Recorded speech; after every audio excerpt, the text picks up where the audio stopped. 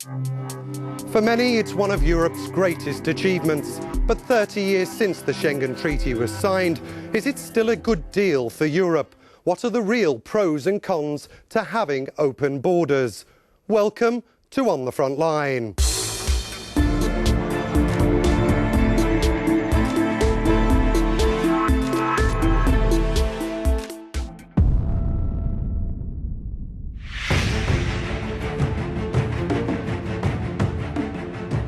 A Europe without borders.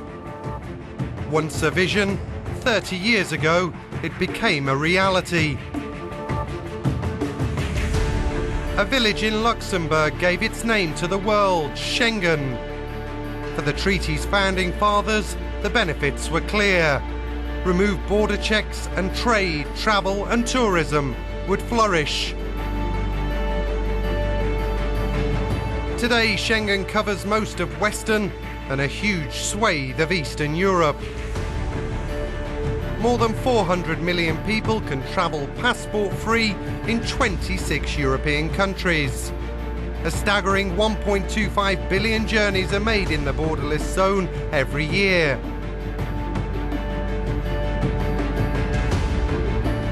But if tourists can travel freely, so can criminals and terrorists. The very real threat of attacks by extremists has forced governments to act. The migration crisis in the Mediterranean also highlights the difficulties of policing the EU's external borders. Such political pressures raise the question, as it reaches 30, can Schengen survive?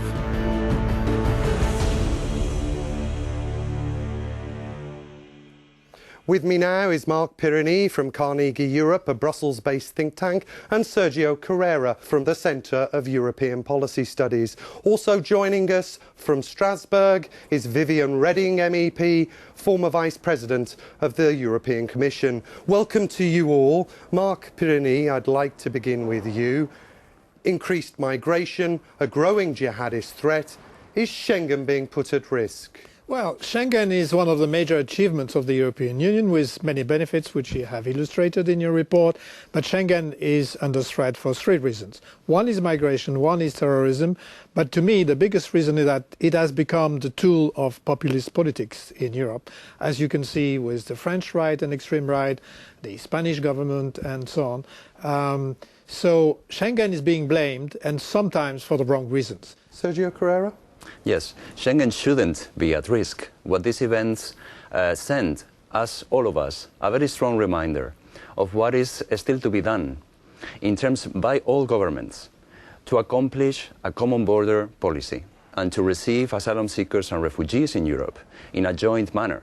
These events shouldn't be or shouldn't constitute a threat, but rather an opportunity for Europe and the European Union to continue constructing Schengen. OK. Madam Reding, Schengen is being put at risk by these outside political factors. What do you think? Schengen is one of the biggest achievements of the European Union. 67% of our citizens believe that Schengen is one of the most precious things Europe has ever done. And they are right, because here is a method which combines security and freedom.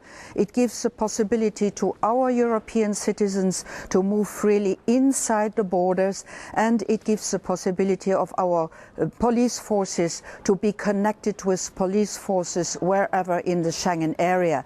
A lot of criminals have been taken by this way, and a lot of businesses have been flourishing. Sergio Carrera, France, notably, wants to have systematic border checks on all of Schengen's external borders. It's also calling for more flexibility with the Schengen Border Code. Given the threats that we currently face, is this a sensible approach?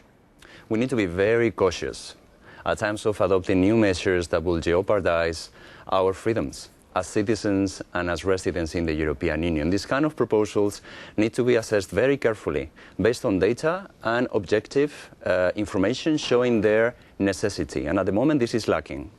A sensible approach, Mark Pirrini? Populism would tend to have politicians say, Well, it's all fault of Schengen.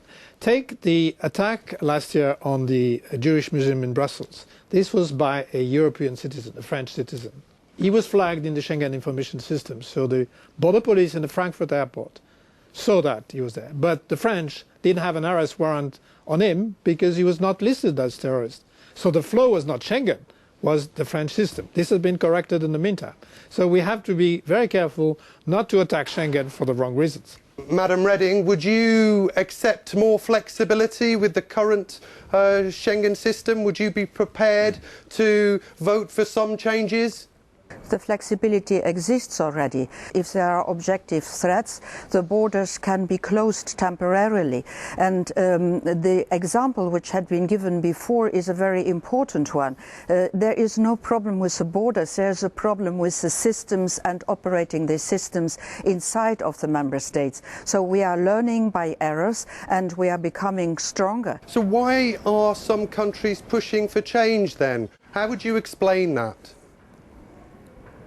Some member countries have problems at home due to populists who say that all problems come from outside, and they are just building up a witch hunting system in order not to see where the real problems are coming from. Schengen is not a problem, Schengen is a solution.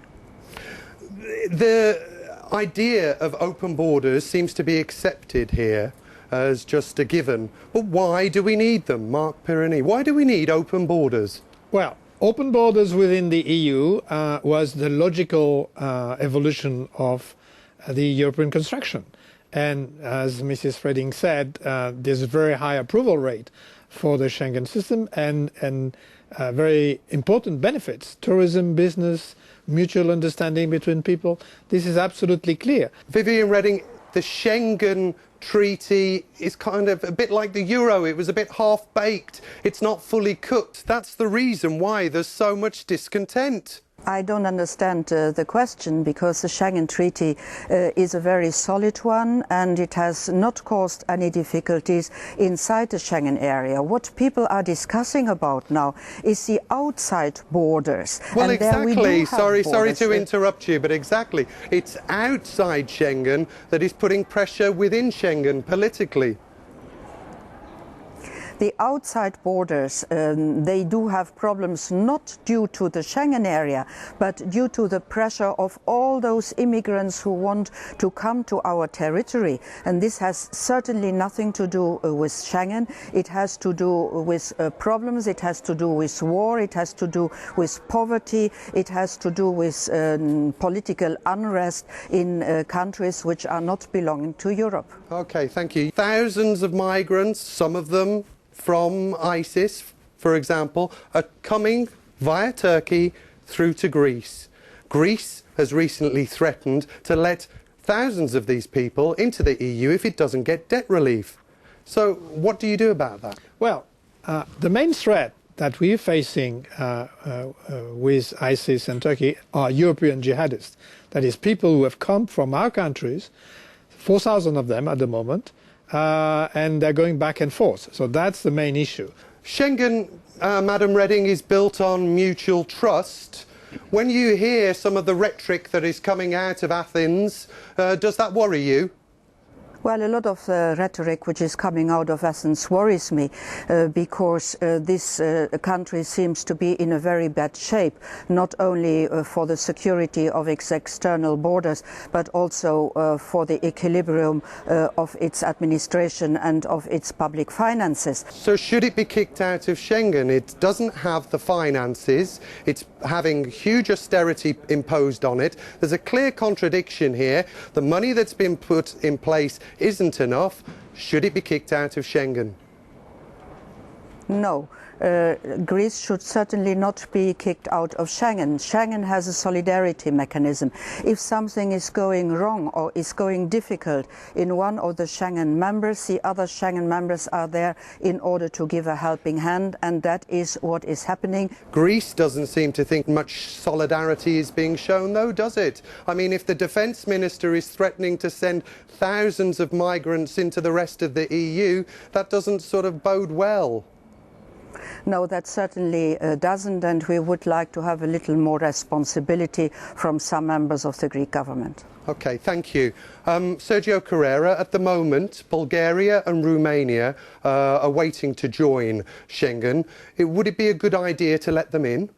If we have the evidence showing that these countries are ready to become members of Schengen, of course. When confronted with certain discourses by governments or certain populist politicians about the threats and risks, what the European Union can do is to provide data, objective assessment. Sure, the data, yes, but they have a track record of lax border controls, corruption.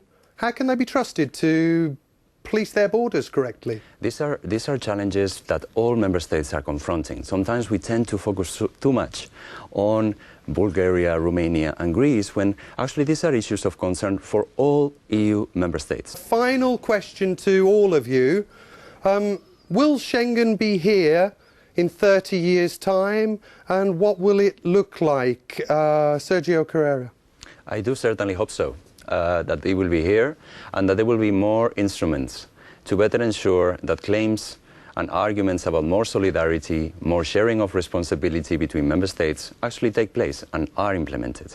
Okay. Mark Perini, will it be here in 30 years' time? Well, I want to be optimistic, but what you need is a public debate to avoid populist politicians to confuse issues. You have to explain what it takes to fight irregular migration, what it takes to fight terrorism, and what it takes to improve Schengen. And these issues are blurred at the moment. That's a problem. Okay, thank you. Madam Reding, the final word for you.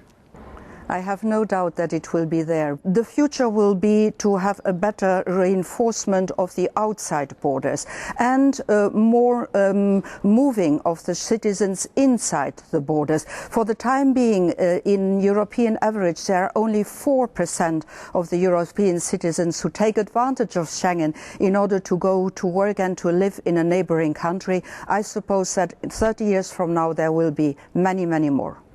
Thank you so much. Thank you to you all. Very interesting debate. I'm afraid we'll have to leave it there. That's it for this edition of On the Front Line. You can find us on social media as well as euronews.com. Until the next time, thanks for watching.